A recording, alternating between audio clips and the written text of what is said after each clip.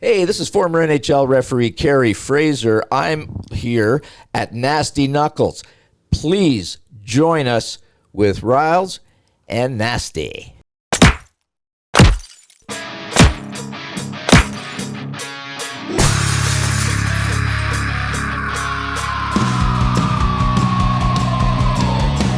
You're listening to Nasty Knuckles, the Hockey Outlaws podcast, with your hosts, Derek Nasty Settlemyre and former Philadelphia Flyer enforcer Riley Cote, as they go behind the scenes with your favorite NHL players.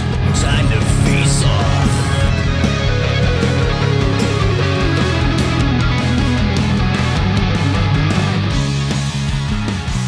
All right, welcome back. What's happening, Nasty? What's up, Regarelia? What are you doing there, brother? Just hanging out, man. Checking out that new jersey you're rocking. Oh, What dude. you got going on there? Thanks, Steve Russo and Matt Danucci. Beauty. Their roller hockey team a couple weeks ago, as you know, called and wanted us to sponsor their team, use the logo, and they did what they called a Miami Vice type unis. They're really Love good. it. Super cool. Yeah, really like them. They have the Philly skyline and everything, and it was really nice. And they made us a couple, so I felt like I should rock it today. They kind of took the Miami Well played. Heat, down there in Miami. The Heat, they wear a Miami Vice, is what they call it, style jersey. I don't know if it's on the weekends or just one night a week, but anyway, that's where they got the idea. The kids came up with it, man. They're super cool. Yeah. So yeah, I felt like I'd rock it for the boys. They came up a little short. They lost in the boys and girls. They came up just a little short in the finals there, but they'll be playing some more this summer. They have a few more tournaments, so we are going to get out to a couple of them, you and I, and support them. We made some really cool T-shirts and hats as well that will be up on the site. Also, I just really like the colors. Had a lot of people coming in the shop, and they love the colors that we put together on those shirts and hats. So, anyway, Yeah, absolutely. Looks good. Yeah, man, love it. Have another team that has reached out and wants to have us sponsor their team coming up soon, and just putting the jerseys together now, man. They look pretty cool, but I'll save that till they're done. Oh, yeah.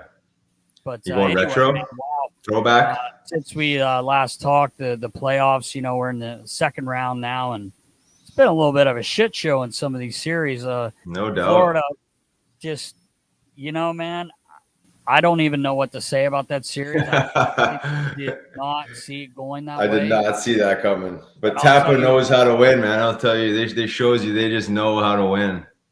They know how to win, and it's amazing that every year they put in different pieces. But I tell you, they're doing their homework, man. That Matthew Darsh, he's assistant in there, and they're putting in the homework. I mean, they're fourth line. I think we've talked about it, but with Belly, Patty Maroon, and Corey Perry. Corey Perry had 20 goals this year, man. I know. What an addition. I feel like if you're a GM that passed up on a veteran, physical presence like that, yeah. To me, it's like such a great pickup, such a grinder.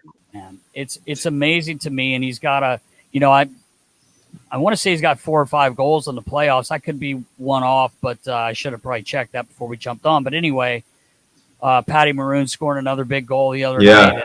I hated to see Florida go out. I had said before with you that I felt like Bob was the key. Bob was lights out in my mind. I know, right? Yeah, I agree. It wasn't. But some of those goals. If people don't believe this Vasilevsky is the best goalie in the world after what he just did, I know guys missed open nets, but I mean they did have a lot of shots, and this guy just turned it up at a level, and he looks like he can't be scored on. I mean, legitimately looks like he cannot be scored on. But you just have to give Tampa credit, man. They know how to win, and I agree. The thing that I thought really killed Florida, obviously, was the play at the end of the game with about 3 seconds ago, and both D-men go behind the net. What a brain fart. Kucherov, like what could you be thinking there? Oh my God, just a meltdown. break down completely. I literally, my mouth was wide open. I could not believe what I saw, and I feel terrible. I think it was Montour, wasn't it, that went flying behind the net? If I'm wrong there, Travis, just scratch that. But anyway, that was hard. But you lose a game like that. I mean, that's as bad as losing a triple overtime game to me. Yeah. Losing 2 seconds to go in a game. Oh, yeah. That's playoffs even, Crushing. So I was worried for them then after that because I'm like, if they get through this and grab a win here, it's obviously a totally different series, but did not happen.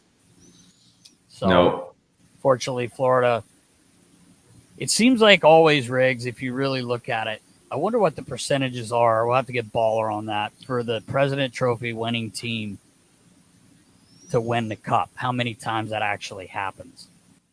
Yeah, that'd be an interesting one. I have no clue. In the regular season, scoring 4+ goals a game, they could not score on this guy, man. I know. Not score on Vasilevsky. It was amazing. Yeah. No, I know. Top to bottom, Tampa. They're just built to win. They have the experience. They've done it before. But I feel like you said it earlier. Every offseason, they're replacing some pieces, but equally is productive is the pieces they're replacing. And you got the goaltending, you got the scoring, you got the physical play, like every part of the game, experience all the way down the line. So I mean, it's incredible. I did not see that coming. You said it. I mean, I don't think anybody saw it coming. I thought it was gonna be more of a dogfight, honestly. Yeah. But man, Tampa, you know what? Man. I think, Rouse, and this is totally just my opinion. I felt like before game one, I was watching the pregame and I listened to Vermette, coach, and he was talking about how the year before they were so wound up about playing Tampa and the rivalry that had started with these two teams. I felt like that first game, they were way too relaxed. As far as dude, it's the playoffs. You got to get in people's faces. You got to try and piss them off. Neither team was doing it. It was like watching, I would say, a preseason game, but at the beginning of the season, if you remember, these two teams played, and it was like a playoff game. They were fighting. Right. I just felt like Florida didn't have that energy, and I know they don't have a lot of toughness, but like it took them. Well, that was probably it. It was like like Tampa was probably waiting for it because they got the muscle. Florida really can't play that way. It just, to me, that first game, I was like, man, it just lacked emotion to me for a playoff game of two teams that actually have created a rivalry there in Florida, which is right. Sure. But anyway, moving on, Carolina wins their first two games. That one's heating up. They snuck them out though. They were big win. Rangers come back and answer, hold serve. Yeah, that one's heating up. They're getting a little more physical. Yep. And, Revo was getting a little more aggressive. We got to see him and D'Angelo going after it. I love it, man. I really do. Man, that's great. Like you hate him or you love him, whatever it is, but he's not an overly big guy, which But no, he's got balls, man. He doesn't back down, and I kind of like what Gallant said the other day, where he was talking about it after. He doesn't like all the yapping, but to me, it makes it interesting when those guys are in your face. And you can see how much they care and how much they want to win. But him saying that we have the guys to answer that. We got the guys, about Revo. For yes, sure. you do. Carolina, it's probably true, too. You correct me if I'm wrong. I mean, their toughest guy probably is D'Angelo. Like, he can fight. Now he doesn't. Oh yeah, he can. Yeah, but he can fight. Yeah, I've seen him fight before. He's a scrappy dude, but that would be a bad trade off, anyways. I'm not sure that would be overly beneficial for 100%. Carolina. But yeah, you just don't play into that hand, because you're not going to win. That part of it. Sherrod's laid some guys out with Sidney Crosby and caught Domi the other night, and I honestly don't think it was purposely. Domi was kind of losing his edge, but it is kind of funny how Truba's had two headshots that, I thought the one on Sid could have been a penalty. Everyone was going back and forth about that. That's neither here nor there now. But the series is interesting now. Going back to Carolina, it's going to be to watch. And we got to talk about Chief, the Blues in Colorado. That Colorado team, man, they're just so good. It's hard to stop, Yeah. And Kadri's this time, I think Kadri's innocent. I was actually talking to Chief this morning, and he didn't say anything bad. He just was like, this guy's having a series. He's under people's skin. That's what he does. But to me, that the play on Bennington, I really don't think he had any intention on hurting him or even really running him. Yeah. So I've seen way worse. I agree with you. To me, that was a strong hockey play. The puck was right there for the taking. Their defender bumped him, clearly, somewhat. Was there a bit of embellishment? Maybe. Who knows? But to me, I've seen way worse. It was an honest play in the net. It wasn't a deliberate run. But it fueled him up. I mean, he's more involved in the series. I know he's getting death threats and all this other stuff, all this crazy stuff going on. But I mean, he's effective. He's involved. I hate to play against guys like that because you want to take their heads off. But did you see what he was doing his interview? And I guess Benner threw a water bottle at him. Oh yeah, I did see that. Find something better to throw. Yeah, I know, right? Ball or something. I don't know. Message sender. The old water bottle toss. The way they made it sound, and obviously we weren't there to see it, but Kadri's doing his interview, and he kind of looks over. And he goes, "I think." You kind of laughed too, didn't he? But what do you do? Throw it and run? What? Yeah, I thought Kadri laughed from the one I saw. Anyways, he smiled. Yeah. And then good try, buddy. Yeah, I like I said, I talked to Chief this morning. I said you gotta find a way to steal another game there on the road and just take it one at a time. Obviously, everybody knows that, so it's gonna be a tough job going in there. That team is they're scary, man. Oh yeah. But the Battle of Alberta. Wow. Edmonton with the upper hand. I'm not gonna lie, I didn't see that happening. It's not over, obviously. You got to go back to Calgary now and play tomorrow. But the hit on Smitty by Lucic. Oh yeah. I guess you could call it a hit, but I really didn't think he ran him, quote unquote, ran him. And my favorite part about that was, well, one, that Smitty wasn't hurt. It was great. Right. But Daryl Sutter after the game and his post games, they're so good. They asked him about it, and he goes, "Oh, he got a charging penalty, right?" I think that's what he said, and they were like, "Yeah." He goes, "Could you imagine if Luch actually charged him?" And I'm like, "That's so true." I really didn't think that destroyed him. A 5-minute major. I really did not. I thought he held up. He did bump into him. Those are those things, everybody talks about, the goalie coming out of the crease. I know you can't run the goalie, but Smitty comes out. Smitty, actually, for a goalie, he's one of the toughest, most physical goalies. He kind of looks for it. He always has his whole career. We've told stories about it before. I remember when he was younger, he was a little crazier. But he's playing well, man, and he didn't get hurt, thank goodness. But I think usually Smitty would jump up and try to drop the mitts, but it was so it was a big Luch, yeah. Luch was coming in hot, man. Luch was moving well. He was coming in on the forecheck, man. He's moving the pins and squeezed through the crease. I just think if he really wanted to hit him, he could. Oh yeah, I agree with that, man. He would destroy him. But I just didn't expect that to be a 5-minute. And the one other thing I forgot to bring up quickly, and it has nothing to do with anything now, was the Hagel hit against Florida. I thought that was a gutless play. I don't think the kid's a dirty player, but for that not to get a 5-minute with a guy off balance going to the boards, he's less than 4 feet away from the boards, and to give him a nudge like that could have been ugly.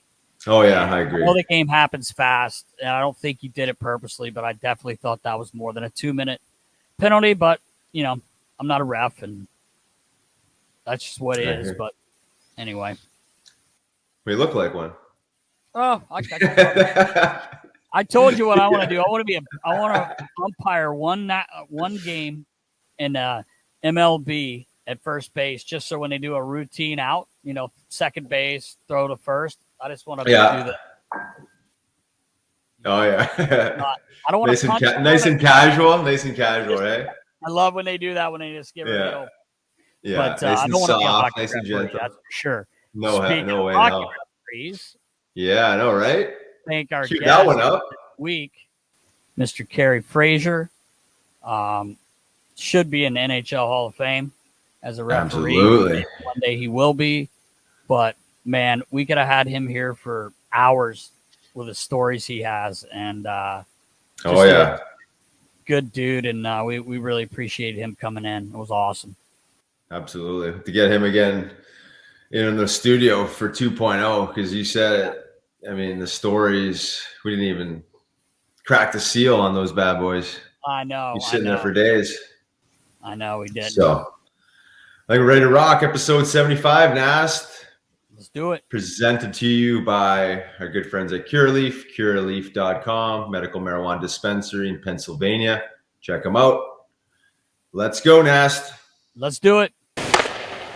Welcome back. I'm Riley Cote. And I'm Derek Settlemyre. And this week, we are so happy to have Mr. Kerry Fraser. What's up, Kerry? How are you, man? Boys, I got to tell you, it's good to see you. I have flashbacks when I see faces of guys that I was involved with throughout my 30-year NHL career.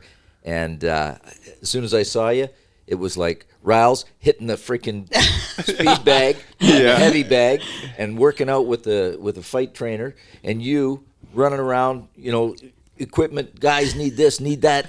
Nasty, where are you?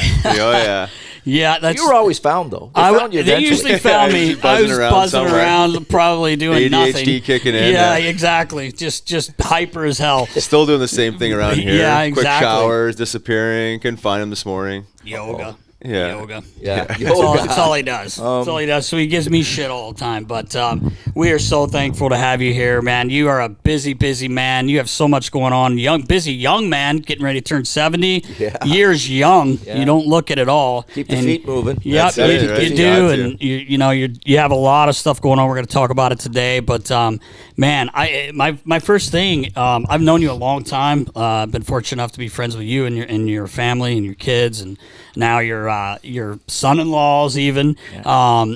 But Gano, dude, like, I want to golf. Like, take me golfing, bro. But this guy's everywhere. But anyway, I was just going to ask you right away is, like, when did your love of hockey start, and when did you realize you wanted to be a referee? Well, first of all, I'm a Canadian, eh? And so my dad played pro hockey.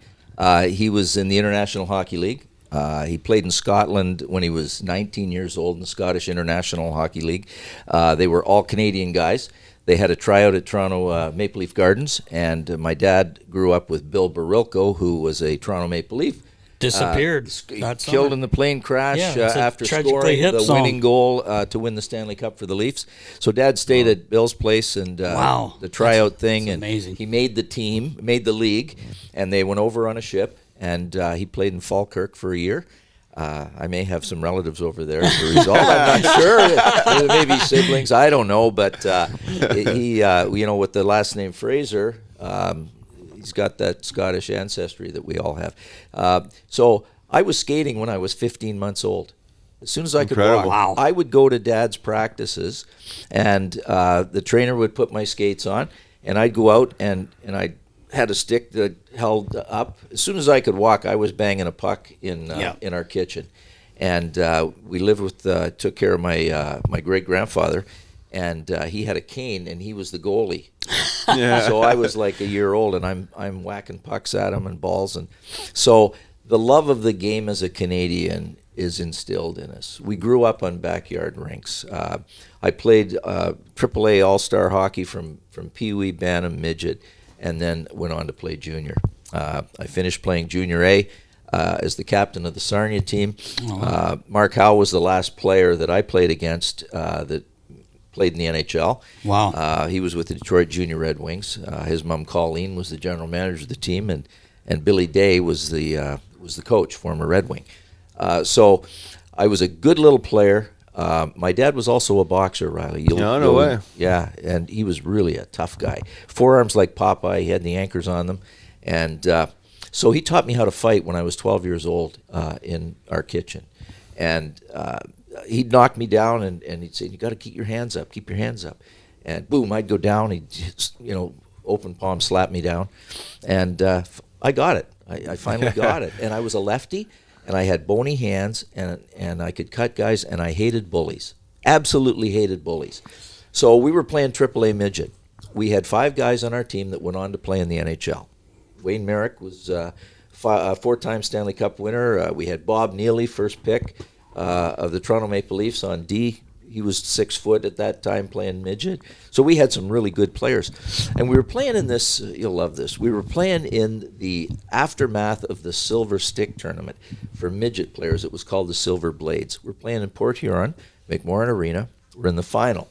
We're playing against this Michigan team, and they had a big guy on defense that was dirty, and he was sticking our guys. And Dad, the coach, said, boys, be disciplined, be disciplined. We're going to win the game. So no penalties. Okay, so 5 minutes left with all these big guys on the team, taps me on the shoulder. He said, go teach that big guy a lesson. I could fight better scared than they could mad, typically. Yeah. And it's easier to punch up than it is down. Yeah. So I speed bagged this guy with both hands, cut him over both eyes. We get thrown out of the game. I'm in the dressing room. The guys come in. We win the championship. Everybody's excited.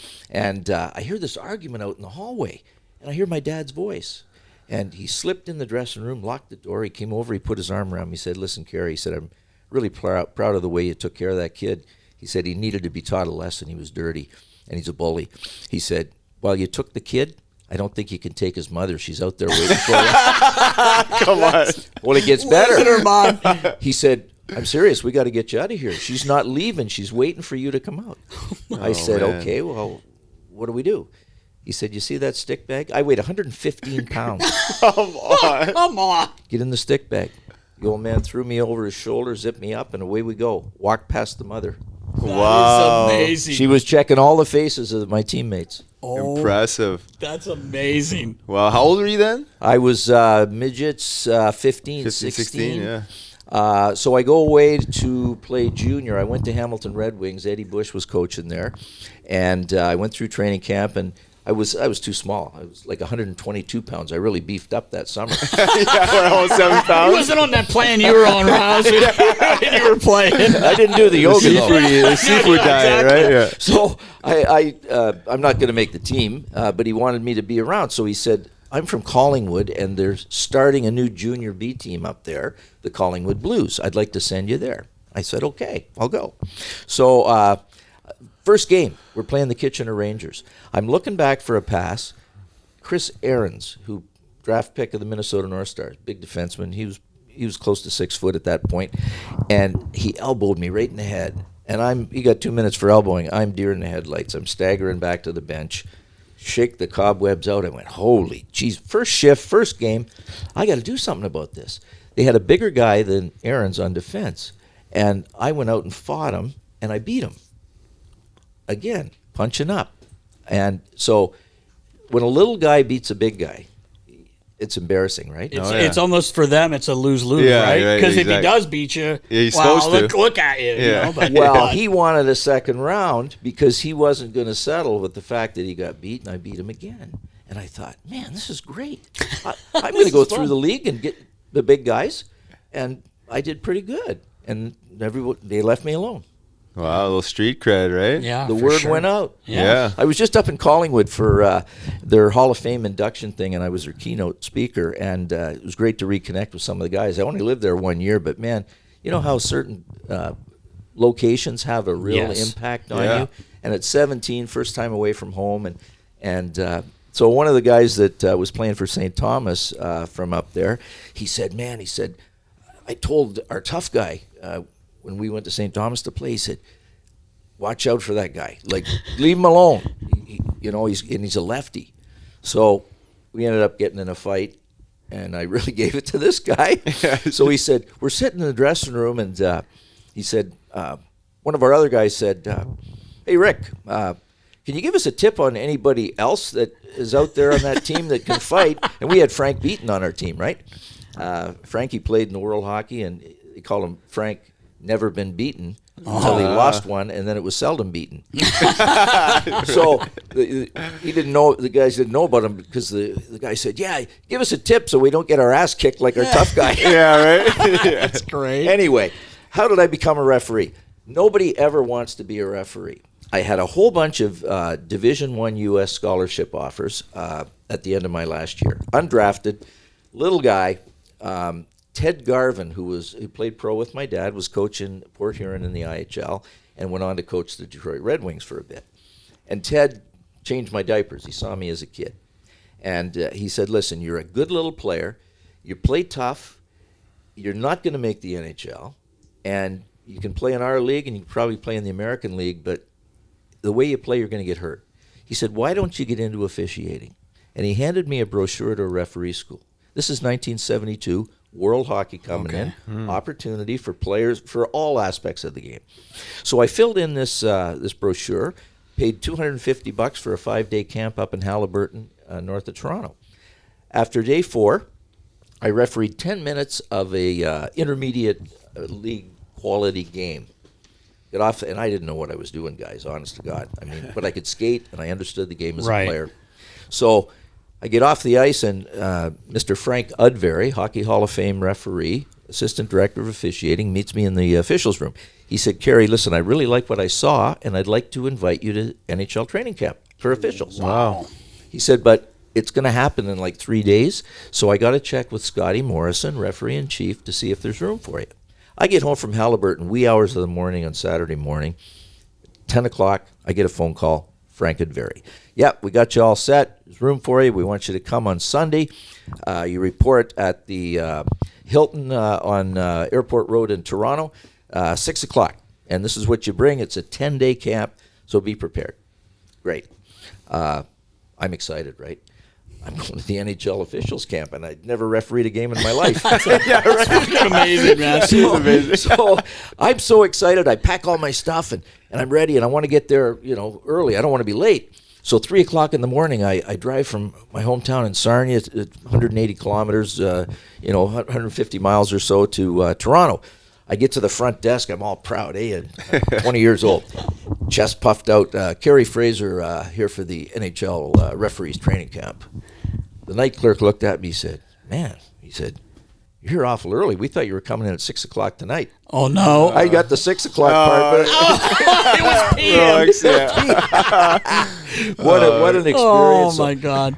Think about your rookie time at an NHL team camp, right? Yeah. And you look around that room and you see all these guys, and like I never paid attention to referees, but I knew who some of these veterans were. And I, as a rookie and as a player, I knew enough to keep my mouth shut and my ears open, and I'd learn a lot. So the game was brutal back then. We're talking 72. This is Broad Street Bullies. Right. This is, the stick work. yeah. Fuck, bench clearing, brawls, the whole deal. Yeah. You mentioned stick work. So we were going through the rule book, rule by rule by rule, in the afternoon after a robust on ice sessions, and so there was a rule back then for spearing. The ref could assess a 2-minute penalty or a 5-minute penalty for spearing. So I'm sitting beside Lloyd Gilmore, who did the Russian game in Philadelphia when the Russians left the ice. right. Wow. Yeah, we had Lou Nolan in a few weeks ago, and he was telling us that Lloyd story. hardly called any penalties, right? Right. So I said, excuse me, Mr. Gilmore, I'm sitting beside him. I said, what's the difference between a 2-minute penalty and a 5-minute penalty for spearing? He said, well, kid, if you see the stick go in, it's 2 minutes. If you see it come out the back, it's 5. What an answer, though. Oh, my God. That was Lloyd. Yeah, There we that's go. awesome. It's funny you said he didn't call a lot of penalties. He called a delay a game on the Yeah, I Russians. know, right? Yeah. Before when Mr. Snider went to get him, he ended up giving them a penalty.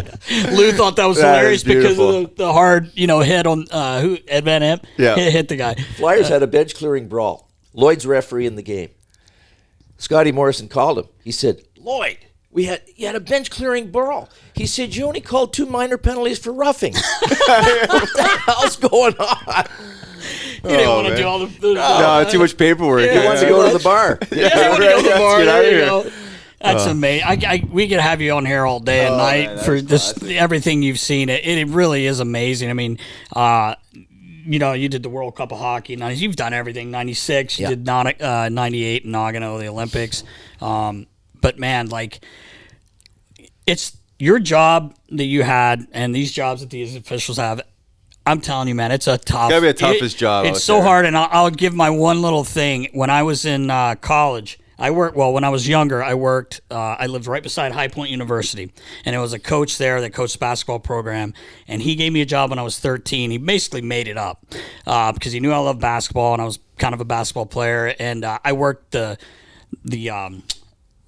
I gave, like, people came to me to get Cokes or. Right.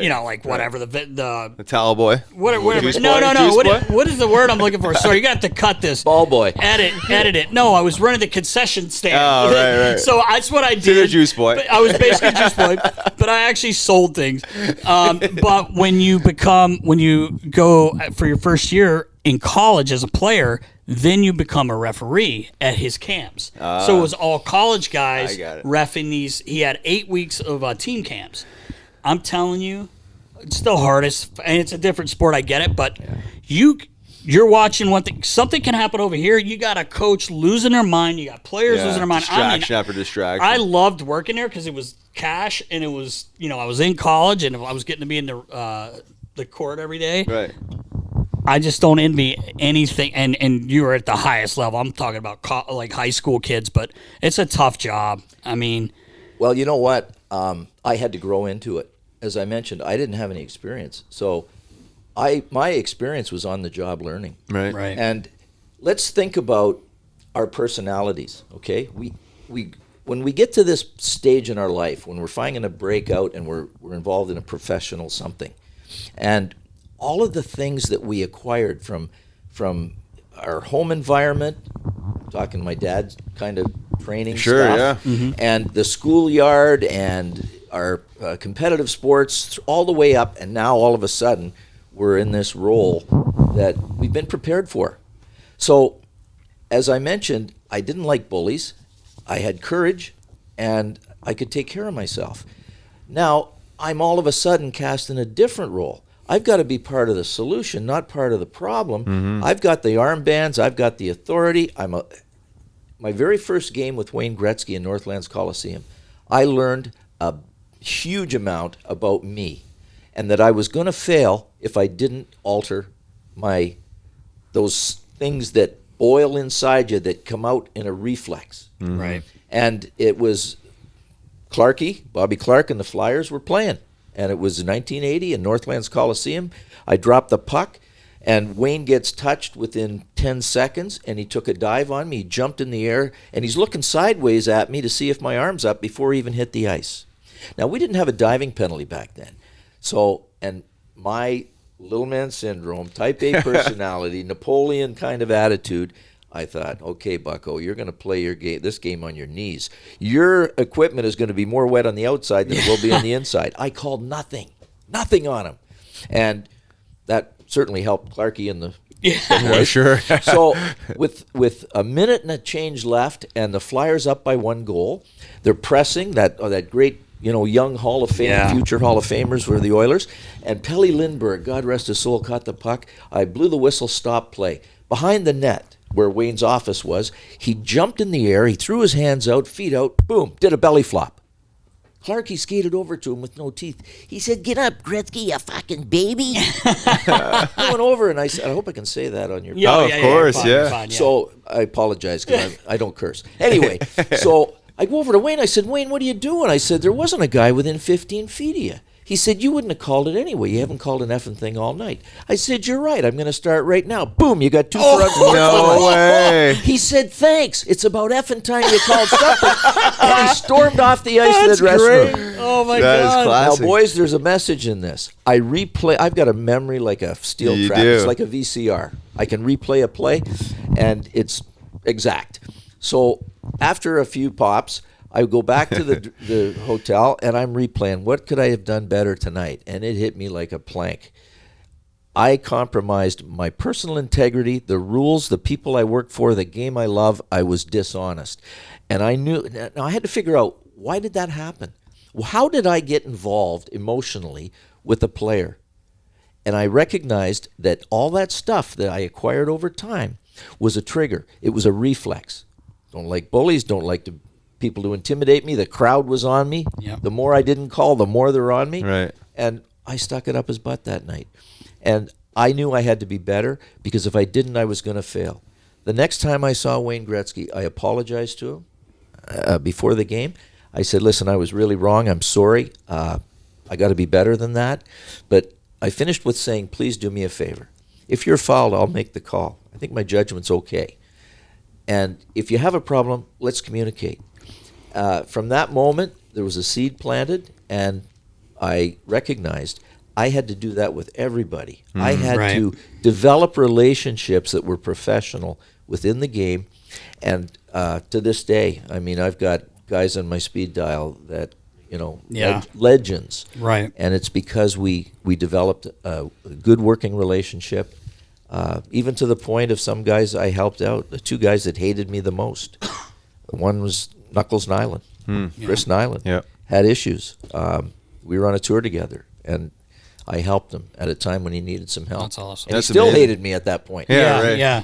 I was going to That's ask you amazing. that. That's the thing, like growing up with your hockey background playing. And I mean, all of us, you're a competitive guy. I play golf with you. Like, I understand. Like, it's got to be hard. Like you said, you're like, oh, okay. Because you have pride too, but you're also competitive. Yeah. And I could see why when refs do snap, like when I was on the bench for all those years, like I don't know how they don't snap before that sometimes. Yeah, right. And even there's going to be mistakes. We're all human. Sure. And that's the thing is the worst is, like when a guy knows there's been a mistake made, but and it's going to happen. Admit it. That's exactly it. It's going to happen. And I love what you said there too. Like you communicated. I know as you can speak as a player, but I just know hearing the players in the locker room, oh, good, we've got Kerry tonight. At least he'll fucking talk to you. Yeah. Right. If he calls, he's going to at least play until you start giving him the, hey, go fuck yourself. Then Yeah. he's going to be, go fuck yourself. Exactly. Well, that's We could it. have- we could You have- can't blame you. No, Like, and I'm not going to give him a penalty. right. And then there's some refs, I won't mention names because I like to keep friends, but there's some that have come up in the last few years that you won't Yeah, even yeah, want I a guy know. just I know. trying to talk. And that's through insecurity. Yeah. When a guy doesn't want to talk, or when he gets over the top aggressive and starts F-bombing a player, it's because he's not comfortable. Yeah. He's not comfortable in his own skin. But I learned another very valuable lesson as I signed a contract, and now they send me to the minor leagues. And Danny Gare was playing out west, and I have this game, and they're lighting it up. They're the visiting team. Home team's getting scored on. The fans are frustrated. The players are frustrated. They're losing big time. Every time a guy, another goal scored, fans littered the ice. Player'd come up, shoot his mouth off. I'd bang him with a misconduct, no tolerance. And I had them sitting 3 deep in the penalty box towards the end of the third period. Finally, with another goal scored, another misconduct, and more shit thrown on the ice, the coach sent his captain over, wanted to talk to me. Very politely, he said, Mr. Referee, my coach wants to know if he can get a penalty for thinking. I said, well, if he doesn't think out loud, he's probably going to be okay. The captain said, well, in that case, he thinks you're a fucking asshole.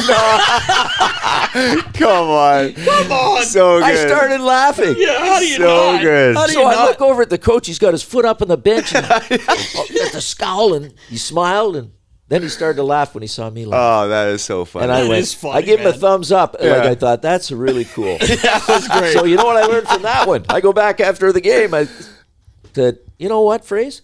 Don't be an asshole. Yeah, right? Enjoy the game. Yeah. Love the game. Right. Enjoy it. Have fun. Yeah. Oh, That's man. so It's, true. it's So humbling. many lessons along the way. Oh, yeah, I for sure. can imagine. Oh my god. Well, those are big lessons too. I mean, for you to ref 30 years in the NHL, communication's got to be the top of the list of preserving, right, your integrity. I and do a lot everything. of corporate speaking, and the lessons that I learned are transferable. Mm-hmm. So whether it's communication, developing communicative skills especially mine was in a hostile environment. Right. So that can transfer to sales, to Sure. all kinds of different things in industry. Safety is another element that in industry is really important. So you want to get home at night. Yeah. I remember I was game in the Spectrum, and I was following the play. The play changed, and it's coming out of the Flyers zone. All of a sudden, Richie Dunn, the defenseman, intercepts the puck at the red line, and I'm 15 feet from him going this way towards him, and he's winding up for a slap shot. I start going backwards, but he pounds it. It hits me right between the legs. No. Yeah, shattered my cup. Oh, it shattered. No. I'm on my back. Yes, so. Jimmy McCrossan came out. I said, Jimmy, I think it just poked through the end of my cup. No. He said, well, Kerry, there's two things we can do here. He said, I can lift your legs and try and pump them to get your balls to fall down again. But he said, otherwise I can massage them and we'll get them down quicker. I said, do the pump. Do the pump. Do the pump. So Richie Dunn skated over me. He says, Fraser, I'm really sorry. He said, I just pounded. I didn't see you. I said, thank God it was you shooting, Richie. Wow. Yeah, right. Muffin. Okay. So you know what? Those are the kinds of things where fans don't realize you have fun. You know, Yeah. you were really got to. You were a tough guy, and you had that look. All the tough guys had that look that when they're ready, it's so intense and it's a stressful thing to fight. Right. I believe. Oh yeah. Yeah. Especially, Yeah. when a little guy, I mean, holy shit, you can get hurt. But each guy that I saw, and you were no exception, knew your role, you knew what you had to do, and you knew when you had to do it to try and affect the game for your team in a positive way. So I talked to Jay Miller, who used to fight for the Boston Bruins constantly. He was a heavyweight. Oh yeah. And him and Knuckles Nyland had fights every game with Montreal, Boston, always a rivalry. So I called Jade about golf on Cape Cod. He's like the mayor of Cape Cod. He said, Kerry, long time no talk. He said, I named my boat after you. I said, really? What's that? He said, you always used to say to me, let him go. His boat's named Let 'Em Go. Let 'Em No way. That's awesome. I was going to ask you. That's awesome because I was going to ask you with your background when you were growing up and you played a tough game. You saw a lot of fights. Was it fun for you? I promoted some. That's so cool.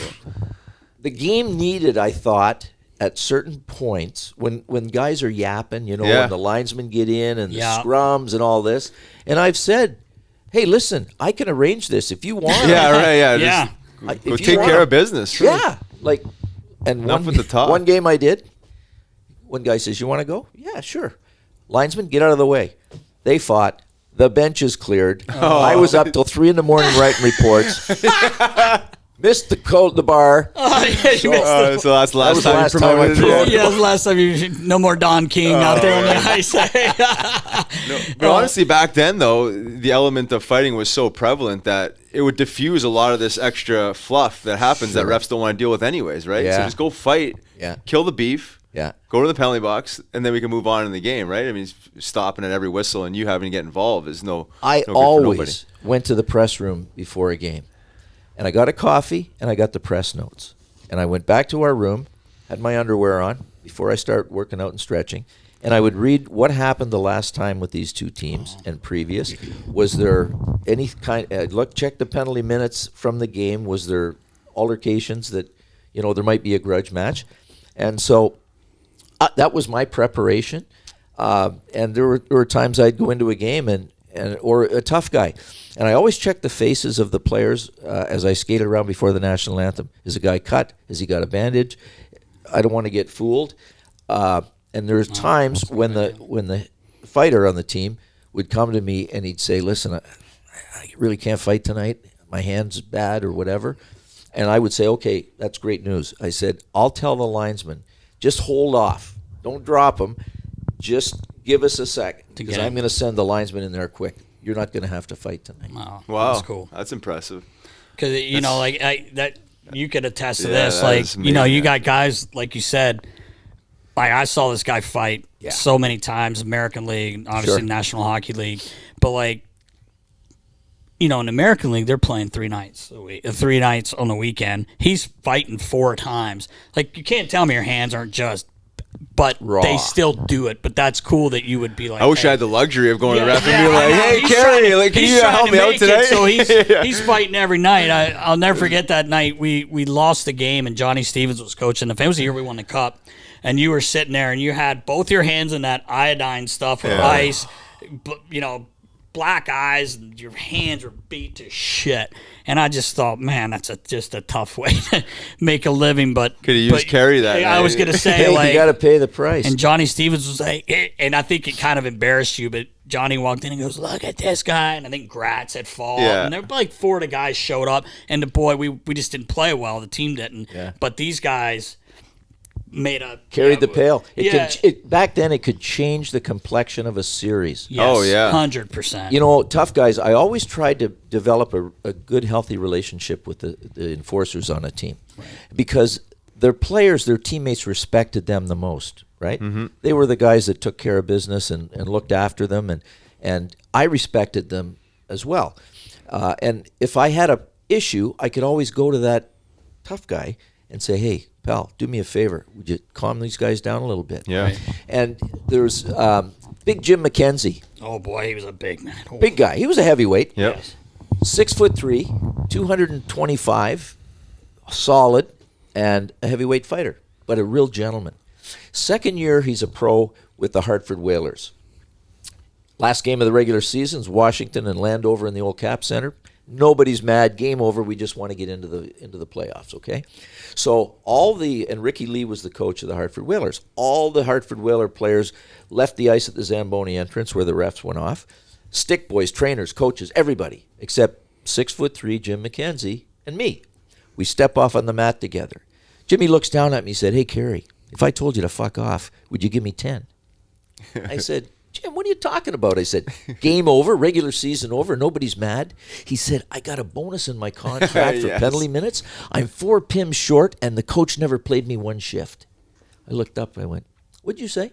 And the gentleman that he is quietly said, "Fuck off." Fuck you, I yelled sir. at him, "Say it like you mean it." He yelled at me, "Fuck off." I said, "You got 10. He said, That's great. "Thank you." And he walked to the dressing room. That is So cool. awesome. I saw him man. at a Flyers game this year towards the That's end of the so season, cool. and I said, "You got 10." He said, "Thank you." Yeah, it's so cool. That is the greatest. I love to hear oh stuff my like God. that. Now he lied to me. He didn't. Who's going to give a guy a bonus for penalty minutes? But he was at 196, and he had to second year pro. He's going in. He's on a 2-year. He had to renegotiate, and he got all of his penalties majors for fighting.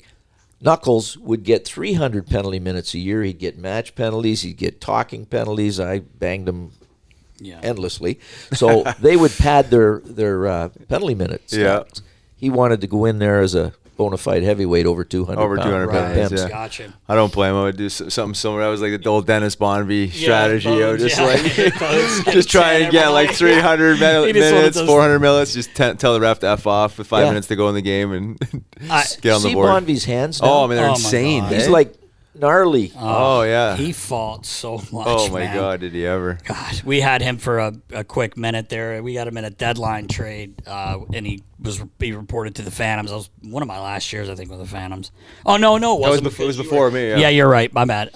But he fought and the funny thing is, so we got to know him, and I love Bones. Yeah, Bones is I awesome. love Yeah, Bones. great guy. But it was so funny. So he leaves the Phantoms, and I don't know if he went to Hershey then or he went to Scranton, but he had been both places, and he would come down, always say hi to me. So I'm in the hallway, and I'm like, "All right, Bones, what are you gonna do tonight?" "Oh man, no, man, I'm done, man. Look at my hands. First shift, the glove, the whole cell. He can't help himself. Couldn't help He could himself. not help himself. No, if he- anyone said anything to him, he was losing his mind. But I loved him, and we would just chuckle after we had him and knew him. We just laughed when we watched him play. It was hard to even get mad at him. Oh, yeah. Guys had to fight him. I mean, obviously. Let me give you a name, both of you. Billy Tibbetts. Oh, man. What Billy. an animal that guy is. Yeah, I'll tell you a quick story about that. So we're getting ready for camp, and we're over at Hollydale. Phantoms are still at Hollydale. Pretty sure we're still at Hollydale, but yes, we were. And Billy Tibbetts had just played in this tournament in Boston. We had a few guys from there.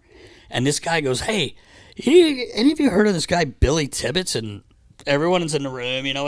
We're just getting ready for camp. It's like a week or two away from Flyers camp. And Everybody's like, no, I never heard of him. And he goes, well, I just played against him this weekend in Boston.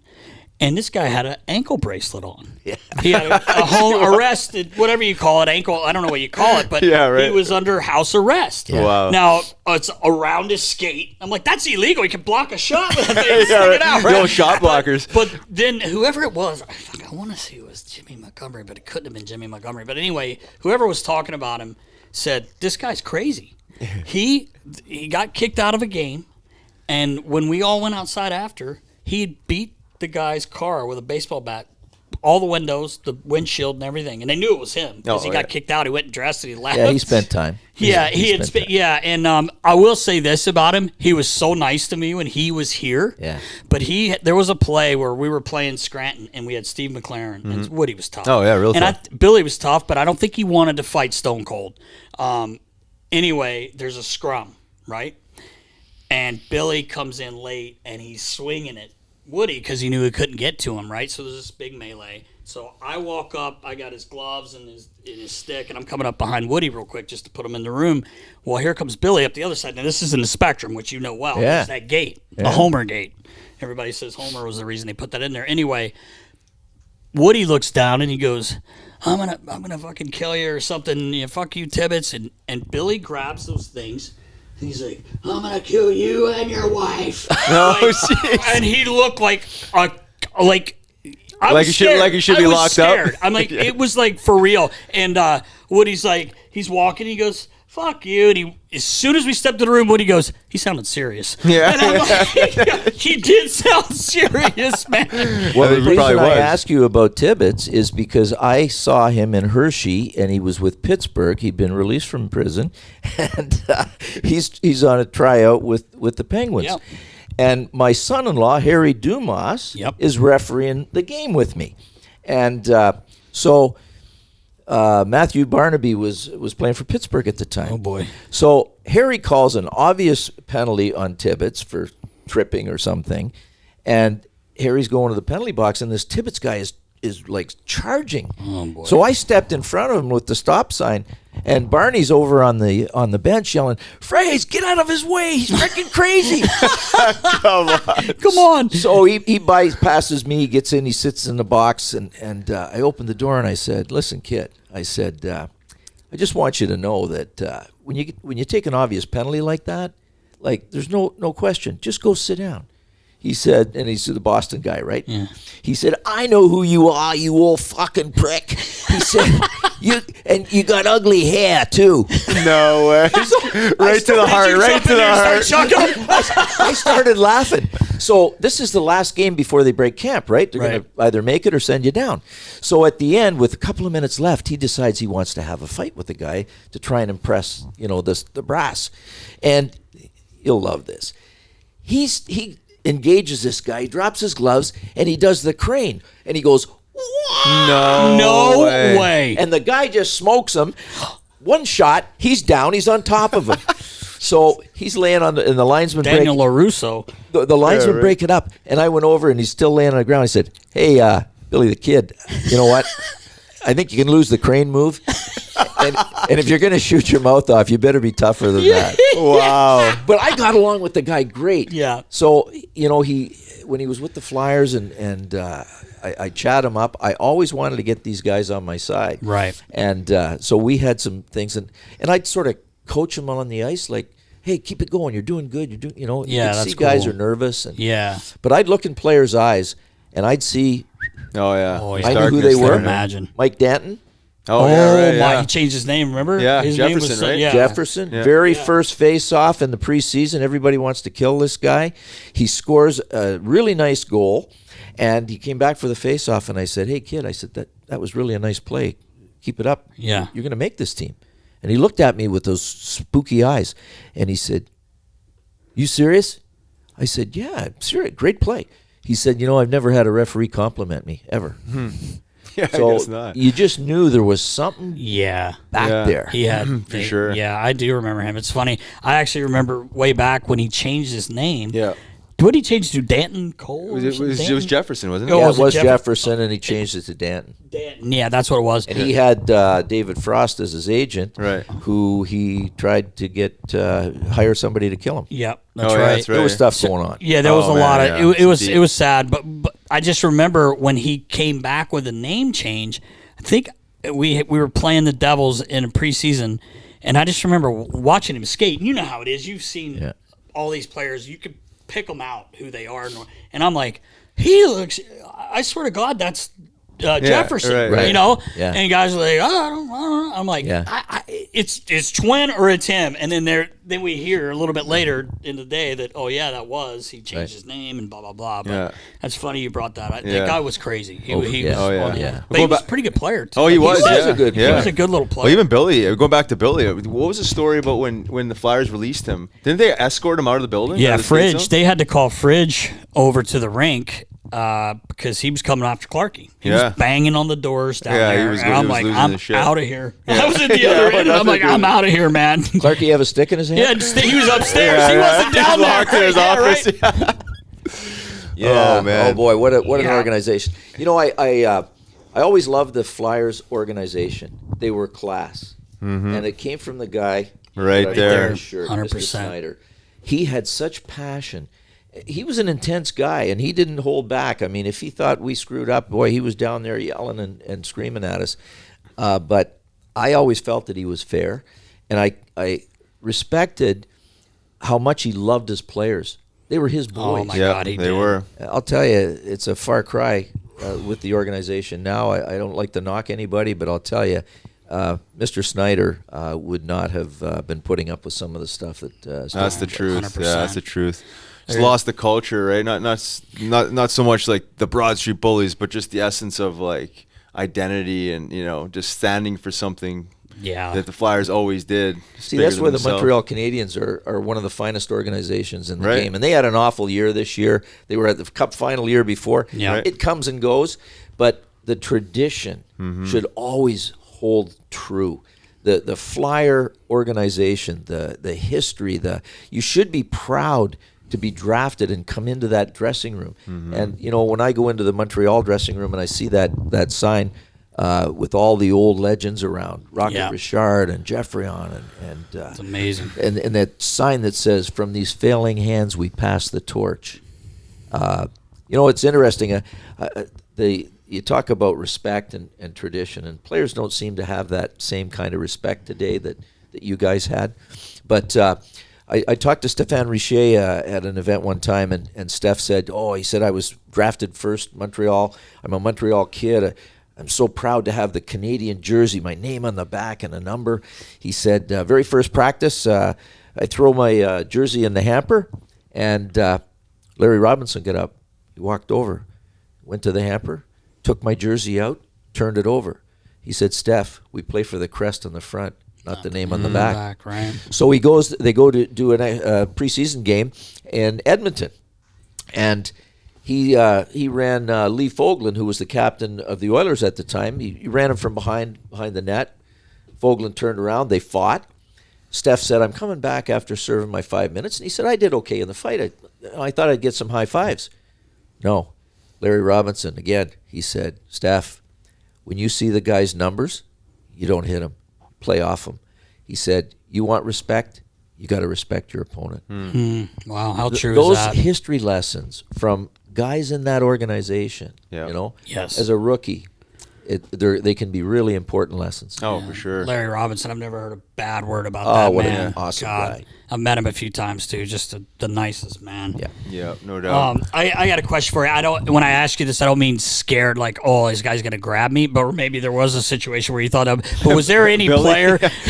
Was there any player that you were just like, let's just try to keep away from this guy? Cause we always joked about Chris Pronger.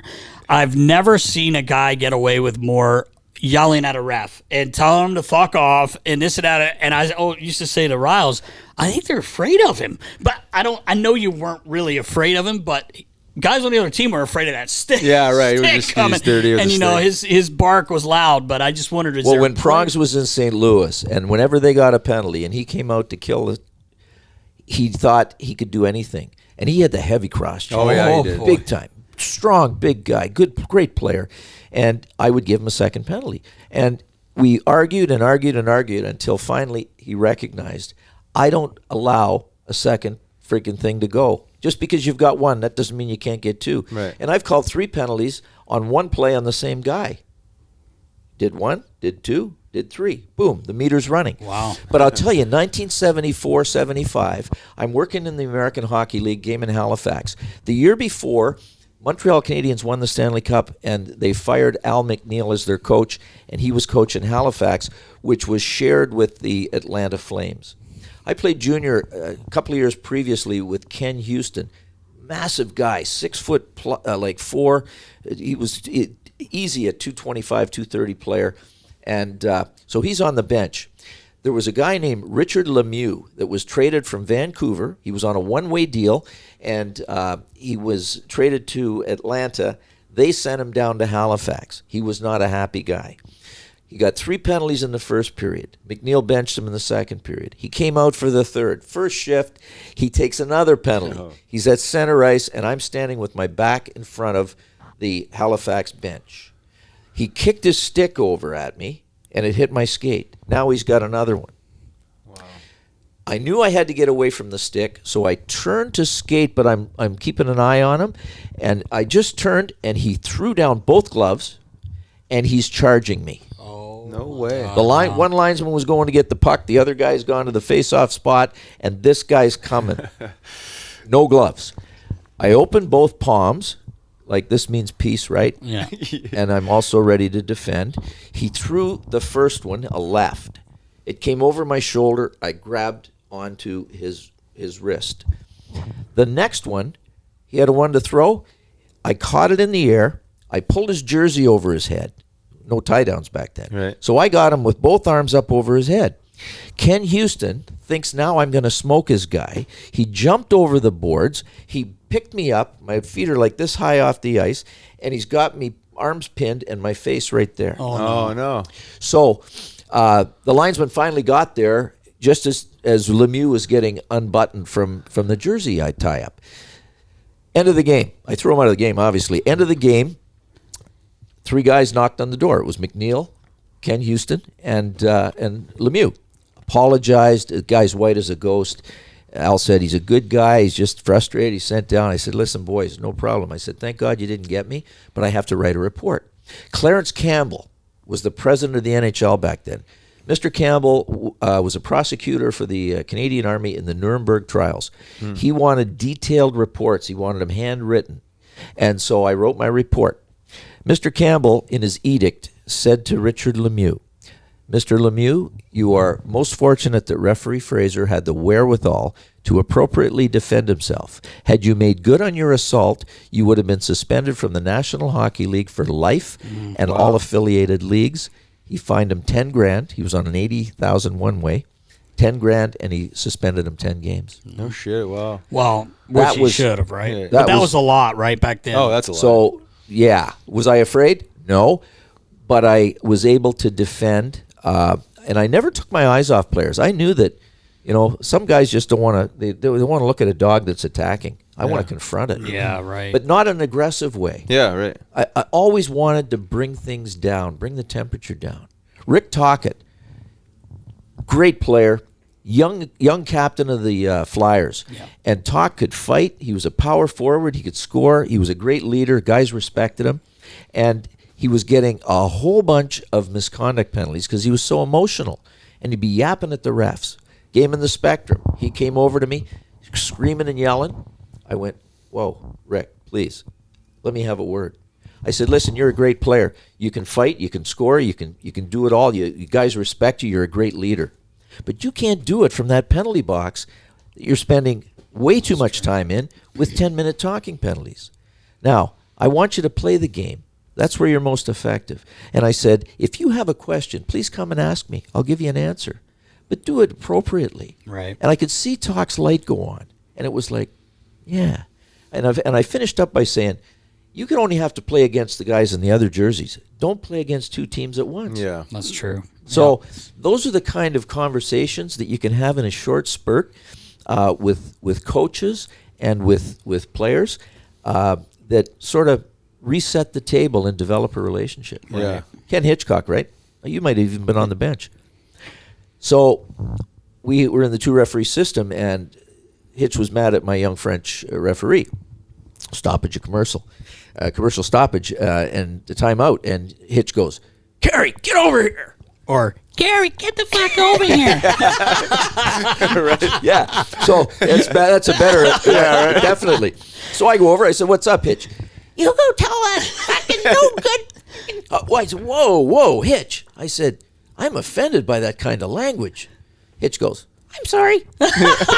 He said, Sorry. "Let me try again." "You go tell that no good fucking." I said, "Okay, we're done." All the players are laughing. Of course. So Frenchie over at the referee's crease, he says, "What did he want?" What did he want? I said, "I think maybe he's upset with me, but you should stay over on this side and I'll work that side." That's great. Oh, Looking man. after your young refs. That's great. Mike Keenan. I buy Mike Oh, I Keenan's can't house. imagine. We were gonna. So I ask buy. about Mike. I'm sorry, I'm talking way too much. No, it's you're not. beautiful. Fuck, You're why we cute. want you here. I'm leading you guys. We don't even have to that was ask you the perfect. questions. Yeah, no, that's perfect. So Perfect. we moved down in '88. I do a search the year before. 6 kids at the time. Number 7 born 2 years after we get down here, and we're looking at different markets. I love Boston. I love the city, but it was too far out.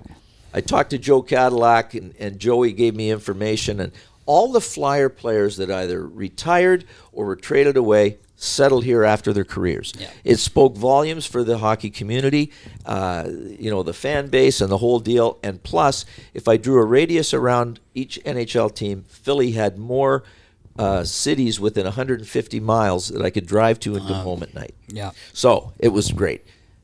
Keenan got fired. 88, house on the market, motivated seller, perfect house. There we go. All my neighbors were Flyer guys, and it was perfect. So I bought it.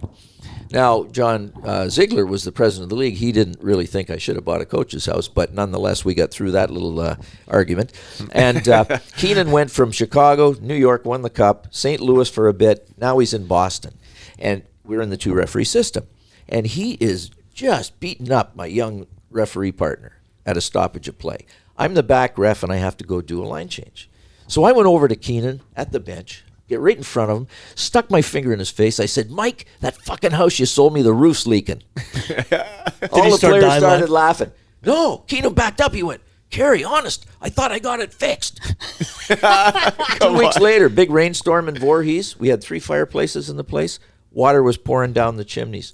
I went on the roof, and he had all the black, around the flashing black tar, and it just over time opened up. Oh. So I was trying to be funny, get him off. Right. No Get him way. off. Yeah, right. He gave me the real tip. It was leaking.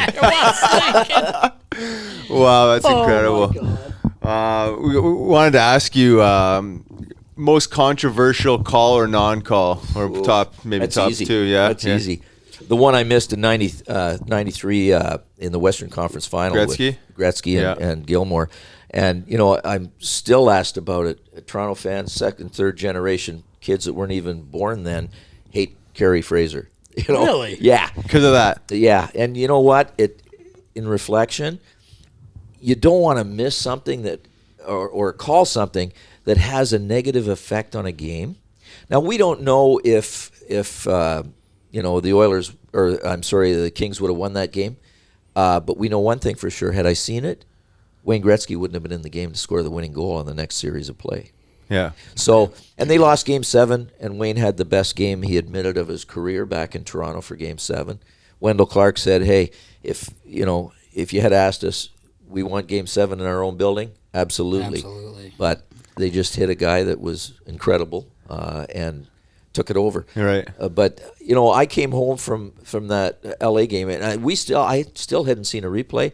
Brian Lewis was the referee in chief. He was there. He said, "Well, we haven't seen a replay either, but there's been a report that maybe he clipped him with a high stick." I went to Doug Gilmore at the time. He's dabbing his chin that's bleeding. I said, "Killer, tell me what happened. I didn't see it." He said, "Well, Wayne took a shot and his follow-through hit me in the chin with a stick." I said, "Well, that's not a penalty." He said, "Okay." it didn't smell right. Wayne was always a guy that if there was something that needed to be talked about, he was right there pleading his case. And he was kind of slinking away. You know? And I thought, this smells bad. So both linesmen in, I said, help me out, guys. Anybody see anything? Ron Finn was at the blue line. Huck Finn had the balls of an elephant. If he saw something, he'd tell you. Yeah. And Kevin Collins had dropped the puck at the face-off. And he was doing the tap dance. He said, "No, I don't know. If he did, maybe. But if he was bent over, I'm not sure." As soon as I hear that, there's no way I'm going to make a guess. Yeah. You can't guess. You can't. Whenever I guess, it's always wrong. Yeah. So I had to eat it. And sure enough, the very next play, they're still killing Glenn Anderson's penalty for trying to run Rob Blake's head through the boards in overtime. And with a couple of seconds left. So they got 4 guys on the ice killing the penalty. 3 guys went into the corner against 2, and Luc Robitaille was one of them and came out with the puck. And Gretzky standing all alone on the far side, one defender, boom, Oops. it's in the net, game over. Yeah. So, I look at that, and it's the worst call I missed and never made. Yeah. I actually watched the replay yesterday a few times. And that's a tough call, man, especially from where you were standing. Exactly. So one of the replays, you almost couldn't tell because I think Gretzky takes a slap shot and gets blocked. It almost looks like Jamie McCowan blocked the shot. It came back to. It almost looked like it might have like hit him on the blockage. Right. It wasn't even so much the stick. Yeah. Then from the other angle, you could maybe see.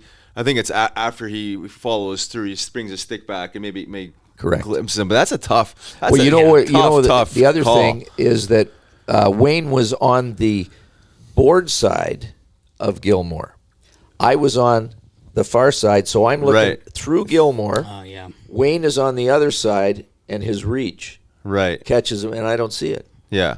So it happens. Yeah, it's it's not rocket science. Now we've got replay after video review after, and guys, I wanted to see everything. Yeah. When I started, one referee and no replay, and we had goal judges, but I wanted to be in position to make the call. I'm the captain. The ship goes down. It's on me. And now I'm seeing guys that don't have the best vantage point. They don't seem to get to where they need to get to. They're in the way of players. Mm-hmm. They're standing in traffic areas. Yeah. And they have the safety net of the video review. Yeah, right. Yeah. So you can turn different it over. animal completely. Yeah, that's true. Yeah, that was a tough one because it just seemed like such a non-play at the time. It was a power play. I mean, there's nothing really going on. Anytime you're in OT, man, it's intense. You gotta like the concentration and the focus. You don't want to miss one, right? Or you don't want to get fooled on one that you think is a penalty and not. Right. There's no guesswork in OT for sure, and there shouldn't be at any time. Right. But there's times where you have to make an educated judgment. So Matthew Barnaby he was a beaut. Yeah. So I'm doing a Flyers game and single referee, and I'm chasing the play, and I don't have a real good angle, but I see a guy, D-man, bring the stick up. Barnaby bends over, grabs his face. My arm goes up. Logic, maybe. Right. He came to me and he's got a broken tooth. He said he broke my tooth. 4 minutes. 4 days later. And I see he's got this big shiny thing in his mouth, right? The cap. I get a really good angle on this play. Guy's stick is at his waist. Barney bends over, grabs his face. Pulls out the cap. Oh, my He skated over to me God. and said, "Look, he broke my tooth." I said, "You prick." Yeah. I said, "I was the ref The other last day, time idiot. that you pulled the thing on." He said, "Oh, fuck, I forgot it was you."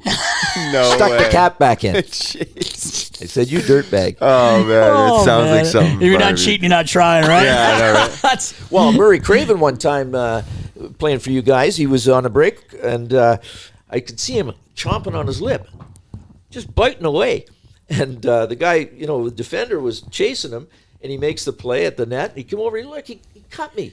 I said, "You bit Muzz." yourself. I said, "Muzz, you bit yourself." exactly, Oh, Buzz. shit. Didn't think you could see that. Oh man. I got a question for you. What number did you wear before you got number 2? Never had my name on the back. It was just the names. Yeah. I was wondering about that. Yeah. That's right. I forgot about the names. Yeah. And they took the names away. Why? So Well, we had our strike in '93, and Mr. Bettman, we beat him up a little bit in the media, and he, the start of that next season, he said there was going to be no more names on the back, and he gave us the reasoning that I want to take the pressure off you guys, so we're going to go to numbers, so the fans don't chant your name. Okay. like they can't. Yeah. Right. So here's what happened. Now we go into the 2-referee system. Nobody knows the other guy's name. I'm wearing number 2, right? And the guy'd make a call, Buddy'd make the call, and it'd be Fraser sucks. Come on, ref. Yeah, I know. So I thought I should change my name to Fraser sucks at one point. Yeah. But and I celebrate Mother's Day. I was called it so many times. Mother. Oh, that's great. I got a question for you that people probably want to know or don't know. Like, so if you're in a game and you guys, especially in the playoffs, is there someone that represents the ref that's there? So you could go in between periods almost like a coach coming in and get shit, or... No, they stay away. They do? Okay. But we do have a series supervisor and their executives, sometimes from the officiating department, but hockey operations has really taken over the game control. So you've got Colin Campbell and Mike Murphy and former players, Chris King. So they tend to referee the game from either in Toronto or as a series supervisor. We get prepared in a pregame meeting the night before dinner, typically. So we have our game day to ourselves. But the series supervisor will go over previous games, what they did, bring forth any kind of information that we need to be aware of, line matchups, if somebody's done some nasties. Yeah. Well played. That we need to be aware of. And what can happen, though, is the general managers and the coaches, they have a cooling off period after a game. One day of cooling off, you can't contact the series supervisor. But the next day, they will. So they can try and program that supervisor to bring some stuff into the dressing room. Okay. Might be on face-offs. And they'll say, so-and-so, Claude Giroux's cheating all the time on the face-offs. And we need to make sure you guys take care of that. Subliminally, the guys go in and say, there was a complaint about Claude Giroux. Make sure he's lined up and he's got a stick down because he's timing it. Man, he wins a lot of face-offs. Yeah. That's for sure. He's so really good. that kind, I would take a lot of stuff with a grain of salt. It's not that, I wanted to be disrespectful to the coaches that we have, but I don't want to pre-referee a game. Yeah, right. I always wanted to drop the puck like a flower, let it unfold. The players are going to dictate to me what I need to do. Yeah. Ideally, I would like them to just play. And one of the things that I always did, and especially with a 2-referee system, I would say to the young guy, listen, we've got this matchup tonight. If they start out hard, and even if there's a little bit of a run, let's let them play it out. As long as the guy keeps his elbows and his stick down and delivers a good hit, even if it's a bit of a longer run, let's let it play out. And the other thing, let's try not to blow the whistle too fast. Yeah. If I can get a 3-minute run with no whistles at the start of a game, guys are changing on the fly after their 30 to 40-second shifts. Everybody gets in the game. They take their checks. They give their checks. And as soon as the whistle blows, it's an opportunity for a scrum. Yep. So that sets the tone. It can enhance the flow of the game right off the bat, and it really works, I think, to the advantage of the game and the fans. For sure, yeah. I could speak to that, being a fourth-line guy. If there was too many stoppages in that first run or a penalty, you know what I mean? I'll be like, here it comes, penalty the first 3 shifts, and then I don't get a shift until, obviously the penalty's killed. And then they go through the lineup, 1 through 3 again. You know what I mean? So I'm just like crossing my fingers. Please don't call a penalty. Yeah, right. Yeah. Well, to that, Kerry, so talking about scrums, which they've been talking about a lot on TV. So you played growing up. You were on the tougher side of the game, and how did you feel about scrums? Because I felt like, obviously I wasn't playing, but I kind of liked when these guys, especially in a playoff series, as long as nothing dumb's happening. I get you guys don't want to be there all night going, hey, boys, all right, break it up. But, like, I felt like the other night in that Florida-Tampa game, it was like a preseason game because neither team wanted to kind of get involved in that. I heard Florida's coach say, last year we were too emotional. Well, it's an emotional game. Yeah. And I feel like the other night that game just kind of got away from Florida because they had no, like, not that there's anyone, I don't mean energy. fighting. No I don't mean confrontation. fighting. I just mean confrontation, right. Like, Perry's going to piss everyone off on the ice. So is Maroon, big rig. But I just felt like there was nothing in there. I mean, how did you feel about, like, the scrums and that? I think they're a waste of time. And I like guys to play fast, play hard. That's what brings out the excitement and the energy in a game and even the confrontation. A scrum is just yapping at one another. Right. It does nothing. It's does fluff, nothing. yeah. So I would after the first or second scrum, I put it back on the coaches. I would go to the coach on each bench and I'd say, I'll tell you what, I'm done with the scrums. I want you to play. If you don't take care of your guys, I'm going to call a penalty. It might be on your guys, and I'm going to go have the same conversation with the other guy. It might be his team. I'm only going to pick one. We're not going, even up here. So control them. And often, 99% of the time, the coach would say, you heard him, guys. Right. I said, I've heard, play until you hear a whistle. Yeah. Yep. And then stop. Yeah. I think I've Heard that 1,000 heard you times. say that Yeah. during a game before. Yeah, for sure. Hard to do, right? You hear it come out of the ref's mouth and be like, okay, well, that sounds like a simple concept, but then in the moment, you know what I mean? Well, I was going to right say up it's till an that emotional whistle, thing, and someone too, hits you had that in your mind too. So I feel like it's got to be hard, especially in you're 3-3. You're in a game 7. I mean, Right. God, you reffed 12 finals, right? Yeah. I mean, the amount of pressure even on you guys in a finals, I mean, yeah. it has to be huge. Yeah, especially when it's OT, close, Right. Close game.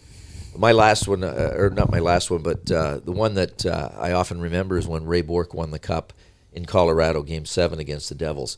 And sitting there in the penalty box when all the stuff was going on in the presentation, to be part of it after a run through the playoffs, just like for us, for you guys, you want to be there and see it and feel it. And you've contributed in some way to it over the course of the playoffs. And so when Joe Sakic got that cup and handed it to Ray Bourque immediately, it was like, wow, what a class It's an amazing moment. Yeah. So those are the kind of things you remember over the course of your career. And I remember so much about situations that would happen when I see a guy and like Jim McKenzie and the bizarre kind of stuff. Yeah. So it was a gift.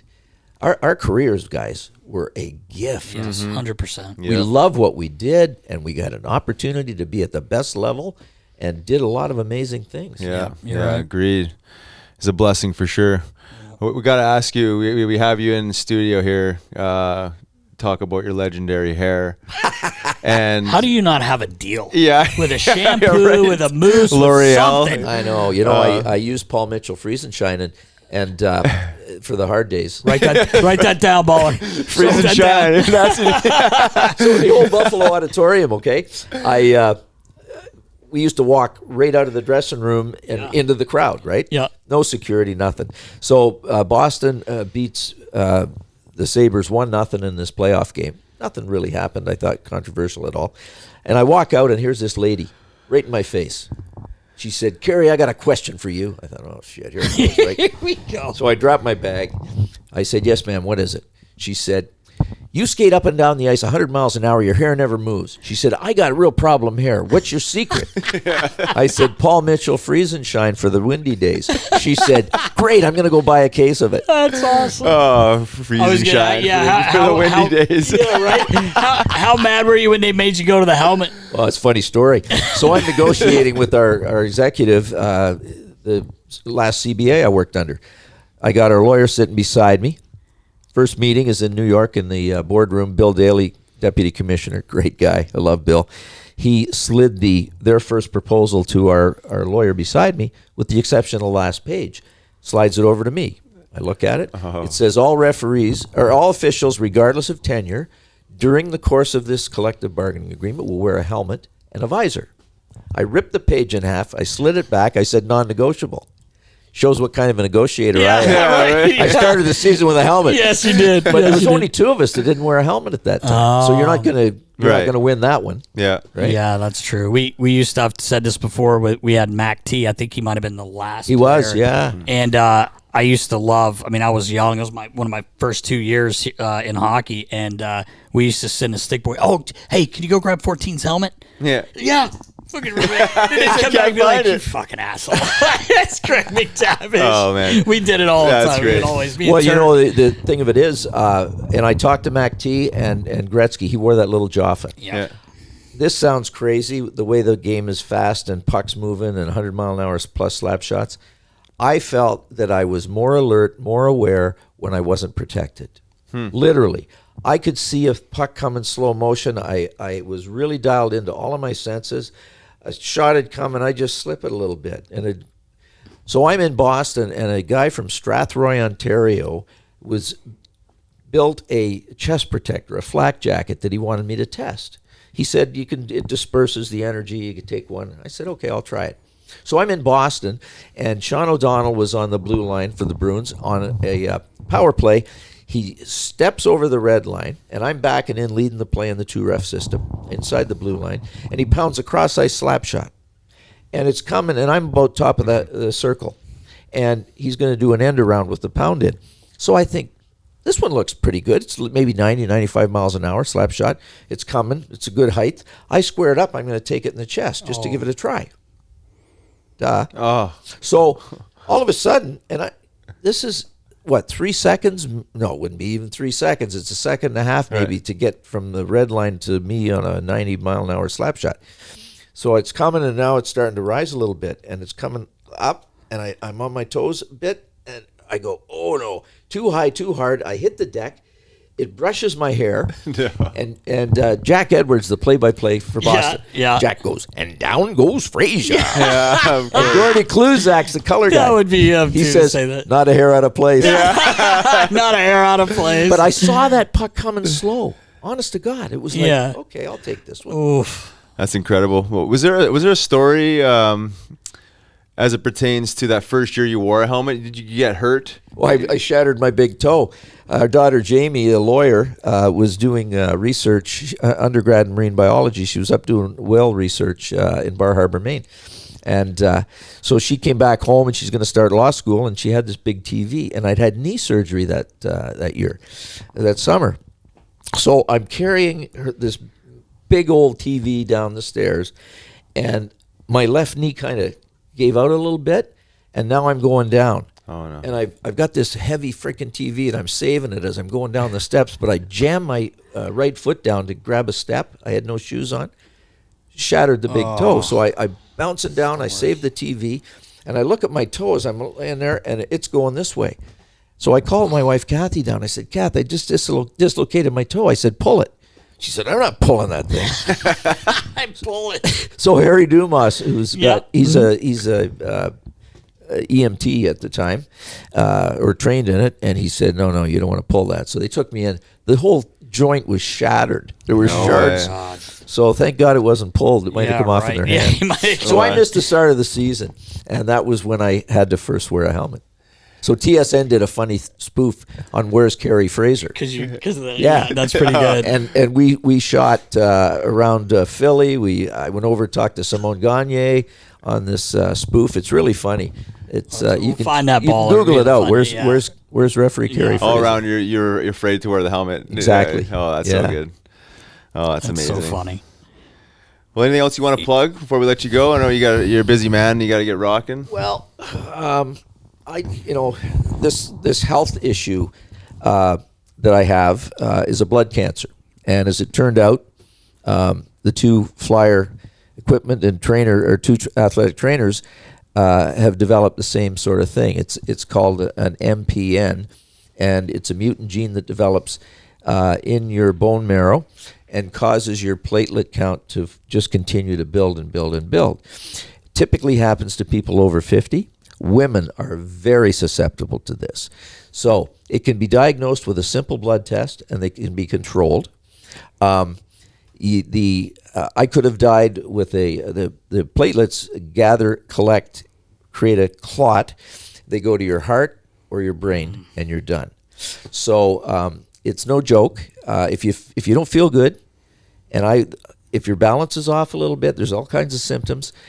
Just get a blood test, Right. and that'll detect it. And there's medication you can take. I take 9 chemo pills a week, and I have for 40 years. And my platelet count is now in below high range of normal. So Yeah, I remember us. We were playing in Montreal. And Kerry, you were there doing one of your special ref in a game, and it was funny because I came out in the afternoon and I see him walking. I'm like, "Whoa, wait! Hey, game ain't started yet." He goes, No. He was doing this game, this alumni type game, fantasy camp. Yeah, fantasy camp, and we stood there and talked for a few minutes, and that was the first time I knew that he had this situation going on. But yeah, it's a scary situation going on for you and Sal and Jimmy, and we spoke about it a few weeks ago. Obviously, pray for everyone. Yeah, just in that situation. The good news is they can control it, Yeah. but you have to be diagnosed with it. Yeah, right. And a simple blood test, right? I mean, it's a pretty easy Exactly. thing to do. Yeah, and I was doing a charity event for cancer in Toronto, and they have an outdoor at Woodbine Racetrack. They set up cages for ball hockey, biggest ball hockey thing in the world. And teams the night before, they've raised money over the course of the year, and they get to draft the players that are going to, NHL guys are there. And I was drafted, and the guy said, "Do you want to coach or do you want to play?" I said, "Coach, are you nuts?" And it was like 99 degrees out. It was freaking hot, sun, no clouds. So I'm out there and aggressive. I'm battling this guy, probably 10 years younger than me, in the corner for the ball. I win the battle, bump him off it. I flip it off the cage. Boom! Now I'm on a break. I'm running down the concrete parking lot, and I make a pass. We score a goal, and all of a sudden, things were spinning. It was like I thought I was just dehydrated. Yeah. And it was, sure enough, I come home and I was going to get a lipoma, fatty cell taken out of my bicep. And those aren't really biceps. Sorry, Ralph. He doesn't have any anymore. Yours might be bigger, I got less Kerry. biceps than you got, right? Taken out of the string. Yeah. Right. So that's when the blood test was done, a pre-op blood test, and my GP said, "Man, we got to get you over to a hematologist." Wow. So we end up at Fox Chase Cancer Clinic and tests, and the guy, the hematologist on the consult, he says, "Well, we know what you got. It's cancer, blood cancer in the leukemia family. Wife Kathy falls apart." Oh God. And our mentality, our athletic mentality. I said, "Okay, doc, like, what's the prognosis?" He said, "Well, we don't know what the long-term life expectancy is. It's been fairly newly diagnosed. We don't have a cure, but we can try and manage it." I said, "Okay, you're my captain. You're the captain of this team. I want you to put a team together that we're gonna win this thing. We're gonna be around as long as possible." And so that's what we've done, and Amazing. all's good stuff. Anytime you just hear that word, it doesn't matter. Yeah. It's We look great. yeah, you Well, look thanks, awesome. man. You got great energy, You and look your memory awesome. hasn't slipped. So No, God, no. I didn't have to take too many in the head, but I got to tell you, I'm involved with the. It's called Cure, CURE. You can Google it, and they do amazing things, trying to find a cure for this, but also with the patients. And they have taken hikes. The stuff that Jim McCrossan has, they've walked Kilimanjaro, not to the big height, but they take them on these kinds of missions with the doctors they have. And we're going to do one August 7th, 2nd to the 7th for the MPN blood cancer that I have. We're going to do it in Western Canada. Oh, awesome. And Nice. we got guides. They provide everything for the cancer patients, flights, the whole deal. Wow. And we walk to a base camp. I don't know how many miles they do a day. And everything's set up. You're sleeping in tents. The food tent is all set up. Wow. super cool. And they do a documentary on it. So I'm excited about being That's part of that. really Oh, that's cool. awesome. That's really cool. I might be able to get Sal on it and Jimmy. Yeah. Yeah, there you go. Yeah. Yeah, they both nice support system there too, right? You know, just, Big time. Yeah, Big time. That's huge. Yeah. which is probably a huge piece of battling. Well, it this, is, right? and, you know, positive energy. Yeah. So I was diagnosed. I got a call from Bobby Orr. I got a call from Mark Messier. Mess said to me, "Phrase, never give up the fight. Never stop fighting." Right. I said, "You got it. There's no option." Fucking rights. Amazing. Yeah. But really a pleasure to be with you guys Oh, again. Yeah, we thank man, you so likewise. much. I think we could sit here all day. Yeah, we have to have you listen come your back on for Yeah, we'll 2.0. definitely got to get you back on. And I just thought of something, not to put any pressure on you. How cool would it be if he ref the final game of our ball hockey tournament? Oh yeah. Sure. When is it? No helmet. Yeah, right. You don't have to skate or anything. You just have to. I don't wear a helmet when I do the charity events. No, I know. I do a ton of stuff with Hockey Helps the Homeless, and we raised $1 million on Long Island. Adam Graves and Stéphane Matteau and Patty LaFontaine, bunch of guys. Awesome. Colton Orr. Oh, yeah. And, cool. Orzy. Yeah, and they have a game every. It's Labor Day, every hour. For 24 hours, they have a sleep room. I was on the ice 8-9 hours, Wow. refereeing games. And typically, I put a wireless microphone on. I do play-by-play and tell stories while I'm refereeing these games. Amazing. That's That's got to be awesome. It's a some blast. gold. Yeah. To reunite with you guys, I tell you, man, it's that's just cool. so special. Yeah. Yeah, that's awesome. Yeah. We really appreciate your appreciate time. that, Like I yeah. said, we know how busy you are. You got things going everywhere, but we got to play golf this summer too. For by the sure. way. Absolutely. For sure. Anytime. 100%. Awesome. Well, thank you. Thank you so Appreciate it. much. Stay well, boys. All too. right.